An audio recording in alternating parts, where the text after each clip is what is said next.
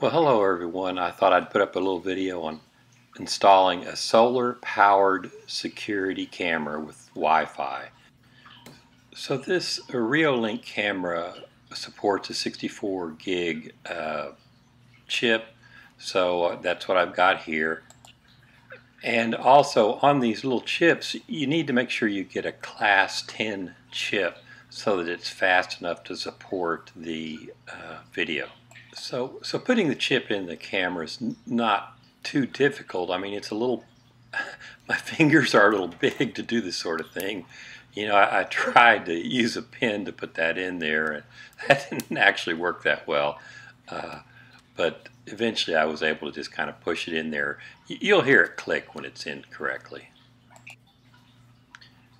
And of course you'd close that little rubber cover once you've got the chip in there. This is the Wi-Fi antenna, and you know, no big deal there, just kind of just screws on. And with that, I guess you're really done with the desk work. The next part is to take it out and install it. Oh, I see in this video I had my little guitar scales on by my monitor. I eventually am going to get back to music on this channel. I promise. I will get some more music on.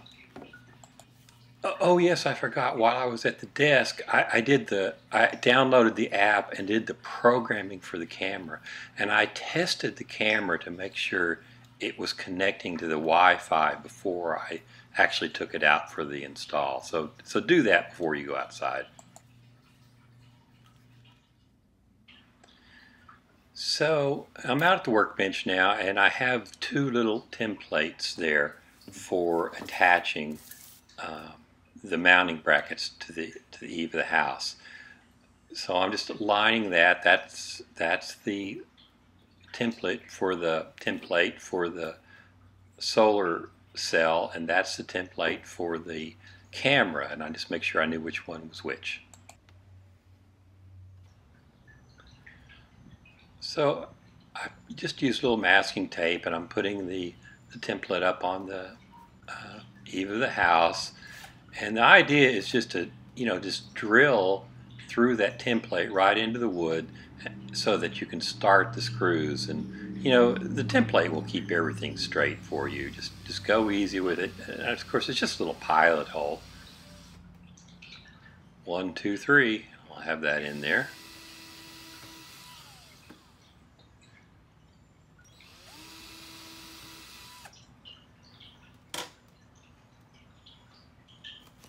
Okay, that's good. So the next part is just to get the solar panel bracket mounted on the house, and I'll be careful on your ladder too. Make sure you're steady on your ladder. So I went up, and I got my little cordless drill, and I'm going to put that in there in a really kind of a show-off way. I love my little cordless power tools, but it ended up being more trouble using that drill than just using a hand screwdriver. The trouble is I couldn't get the cordless to align properly on those Phillips head, and it kept camming out or just not seating well in the screw. So the tip here, just use a hand screwdriver. It's only 3 screws, for crying out loud. So here I am doing it with a little hand screwdriver. It's not that big a deal. Now I did have to get a little higher up on the ladder. Again, everybody be careful of your ladders, okay? Man, ladders are so dangerous. Just take and thread the solar panel onto the bracket, and there's a little counter screw that secures it into place. You just screw it in there and then adjust it to where it faces the direction you want, and lock it in place. So I didn't remember to put the counter screw on there, or counter nut. This is the jam nut that locks it in place. I forgot to put that on there when I was putting the panel up, so I had to go back up and redo it. But you put that on, then put the panel on, and then when you loosen that nut, it'll jam into the solar panel. Okay, so I've got the solar panel in position now, and the next bit is to get the camera where I wanted it. And you know, I don't really know what the best place to put these cameras are. They say in the instructions to put it cross, you know, perpendicular to the direction of the traffic you're expecting to monitor. And I sort of did that. I've got it like at a 45 degree. I really pointed it down the driveway, up the driveway. Perhaps at the entrance to the driveway would have been better, but in any case, this is what I did. So the same as before, I've got the template up there and just little pieces of masking tape to hold it in place. And I'm going to just run 3 little pilot holes up into the eave of the house there. What do they call it? A fascia, eave, something, I don't know. Just some real thin little plywood underneath the house.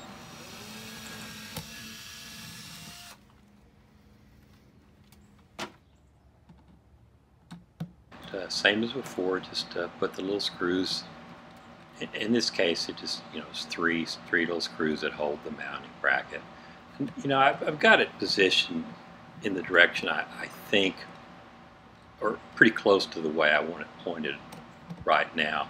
I mean, this bracket has a lot of ability to swing the camera in different directions, but I've got it sort of lined up to start with. You can see the cable hanging off the solar panel. Really, you know, you could put that camera quite a ways from where the camera is mounted, but I chose just to kind of put them near the same area. And I was actually thinking that it would be more visible that way, and really for a deterrent, just seeing the cameras is a big part of the deterrent. So then all you need to do is screw the camera on there and point it in the direction that you're trying to monitor. And I guess cameras have different sensitivities. I've got this one turned at, you know, about 30 feet of sensitivity. And it said in the instruction book, if you turn it up all the way, you'll get too many false alarms, or you'll start recording every little leaf or bird that flies by. So, you know, I didn't really want that. I just wanted to be monitoring the people, you know, the traffic going through this area. So I had it turned down just about 75–80% level. Same thing, there's a little jam nut there that, you know, secures it into direction, or it secures it into place in the direction you want. And I just point the little Wi-Fi antenna down so that what I thought would be sensitive enough, and then just took this USB cable into the camera, and I went back later and secured that cable to the house with little clips so it would be tidy. I kind of like things tidy. Really, that's about it. I guess the most time-consuming part of this really was getting the camera and the app and the Wi-Fi part to work. It doesn't work on the high-speed, you know, 5 gigahertz Wi-Fi. It's only the 2.4. I think it's 2.4, 2.8. So you do, this brand of camera, you do need to make sure that your Wi-Fi network supports that slower speed, you know, like a dual band or something like that. Well, that's about it. So thank you everyone for watching, and be sure to like and subscribe. See ya.